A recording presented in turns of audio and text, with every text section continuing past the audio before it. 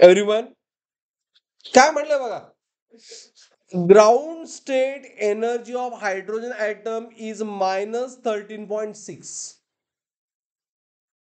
म्हणजे काय दिलंय जाधव?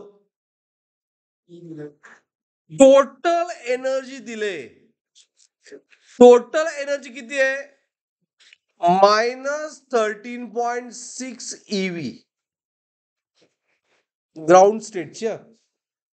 हा, नथिंग बट ई दिले, राईट. मी टोटल एनर्जी का म्हटलो? बिकॉज ऑप्शन मध्ये काय विचारले, कायनेटिक आहे, पोटेन्शियल, म्हणून टोटल एनर्जी म्हटलो. म्हणजेच ई वन दिलाय. आता कायनेटिक अँड पोटेन्शियल मुलींनो आपल्याला कुठल्या स्टेटला फाइंड करायचंय? कायनेटिक अँड एनर्जी आणि पोटेन्शियल एनर्जी कुठल्या स्टेटला फाइंड करायचंय? सेकंड एक्साइटेड स्टेटला फाइंड करायचंय. ह्याला कॅल्क्युलेशनची गरजच नाहीये. एक मिनिट ऐका,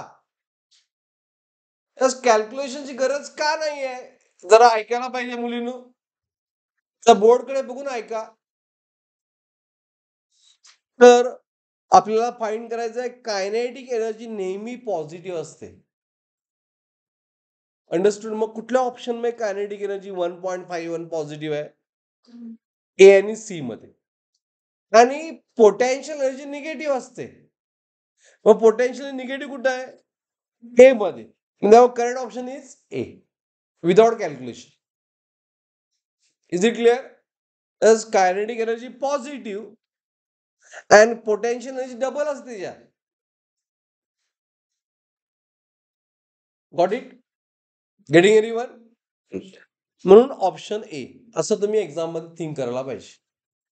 इथं काय कॅल्क्युलेशन दाखवायचं म्हटलं तर second orbit, second excite state म्हणजे हा पाटील, हा सांग एन किती? बरोबर. सेकंड एक्साइट स्टेट म्हणजे एन आलं 3. त्यामुळे E3 म्हणजे टोटल एनर्जी जी किती आली?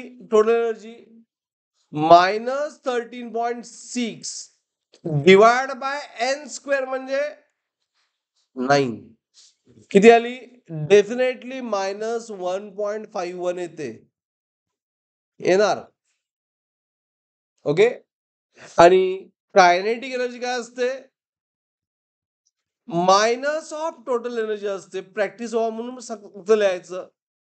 त्यामुळे 1.51 EV. अँड पोटेन्शियल एनर्जी किती असते? 2 times total energy. So -2 into -1.51 मी किती आली? -3.02. टोटल एनर्जीला मी फॉर्म्युला कुठला यूज केला? E1/n².